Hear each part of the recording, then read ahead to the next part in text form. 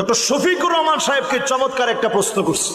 প্রশ্নটা শোনার পরে আমি নিজে একেবারে বিশ্বাস করেন থমকে গেছি যে উত্তরটা কি দিবে। আপনারা তো অনেক ইসলাম প্রতিষ্ঠার জন্য কাজ করছেন, কই ইসলাম তো প্রতিষ্ঠা হলো না। তাইলে কি আপনাদের কর্মপদ্ধতির ভিতরে কোনো ভুল আছে? আমি সঙ্গে সঙ্গে একটা উত্তর ঠিক করলাম নিজে নিজে। আমি হইলে কি উত্তর দিতাম? আমি হলে উত্তরে বলতাম যে স্বাভাবিক কবে ক্ষমতায় আমরা আসব অথবা ক্ষমতা কবে পাবো, এই ক্ষমতা পাওয়ার জন্য আমরা তো রাজনীতি করি না। আমরা রাজনীতি করি কার জন্য? তো আমরা যেহেতু আল্লাহর জন্য করি, আস-সাইয়ু মিন্না ওয়াল ইতমামু মিনাল্লাহ, চেষ্টা আমাদের পক্ষ থেকে হবে, পরিপূর্ণতা যিনি দিবেন তিনি কে? আমি উত্তর দিতাম এইভাবে। ডক্টর শফিকুর রহমান সাহেব তিনি যে উত্তর দিচ্ছেন আমি সাথে সাথে অভিভূত হয়ে গেছি। প্রিয় ভাই আমার, বাংলাদেশে 92% মুসলমান আছে। মুআজ্জিন যখন আযান দিচ্ছে হাইয়া আলাস সালাহ হাইয়া আলাল ফালাহ